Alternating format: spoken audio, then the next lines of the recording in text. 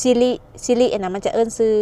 ซื้อให้ตามที่เฮาเซฟแต่ว่าก่อนอื่นก่อนเฮาจะไปเบิ่งวิธีเนาะฝากกดไลค์กดแชร์กดติดตามให้นี่เด้อฮัลโหลสบายดีวันนี้บ่ต้องแปลกใจเลยอากาศมันร้อน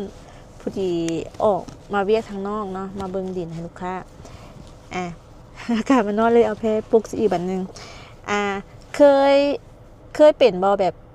เวลามีสายโทรเข้าเนาะแล้วเขาจะฟังเสียงเรียกเขาตืดแต่เขาบ่ฮู้ว่าแม่นไผโทรมาแต่ถ้าว่าเขาอยากให้ฮู้ว่าแม่นไผโทรมามันจะมีอยู่ในโทรศัพท์เดี๋ยวเวลามีคนโทรมาซีรีอันนั้นมันจะเอิ้นซื้อให้ตามที่เขาเซฟคือตัวอย่างแต่ว่าหลายคนก็อาจจะฮู้เนาะแต่ว่าค่อยนี่บ่ฮู้ ค่อยก็คิดว่ามันเป็นอีหยังใหม่ๆสำหรับค่อยคือกันอันนี้ค่อยบ่ฮู้อันนี้ว่าอยู่ดีค่อยบ่ฮู้อยู่ดีแต่หลายคนอาจจะฮู้แหละถ้าผู้ใดฮู้แล้วก็โอเคแล้วก็มาแชร์บอกกันเนาะถ้าผู้ใดยังบ่ฮู้เดี๋ยวเฮาไปเบิ่งกันเลยอันนี้แม่นโทรศัพท์ iPhone เนาะทับอิทเฮาจะเข้ามาที่ตั้งค่านะตั้งค่านี่เวลาตั้งค่ามาแล้วจะเฮาก็เลื่อนตัวสุดท้ายแล้วมันจะมีแอปเนาะมันจะเขียนว่าแอปเฮาก็คลิกเข้าไปที่แอปนี่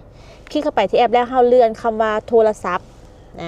เลื่อนเข้าไปนี่เขาเลื่อนขึ้นไปแล้วมันจะเขียนว่าโทรศัพท์เนาะเขาก็ติ๊กเข้าไปโทรศัพท์นี่หลังจากนั้นเขามาเลื่อนซอกมันจะมีเขียนคำว่าการอ่านชื่อสายเรียกเข้าแบบว่าชื่อคนที่โทรมาที่เขาเซฟในโทรศัพท์แต่ถ้าว่าเขาเซฟชื่อมาม่าหรือเซฟชื่อไผ่ก็ได้เนาะแล้วเวลาโทรมาแล้วซิริมันจะอ่านชื่อนั้นออกมาเป็นเสียงให้เขาพร้อม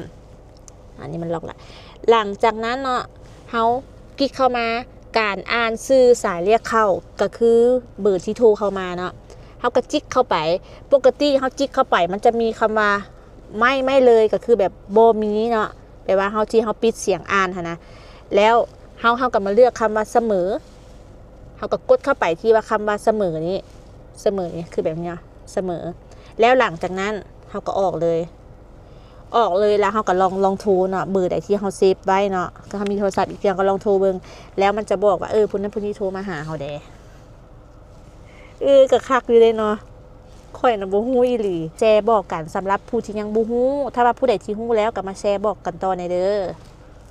ขอบใจเด้อที่กดไลค์กดติดตาม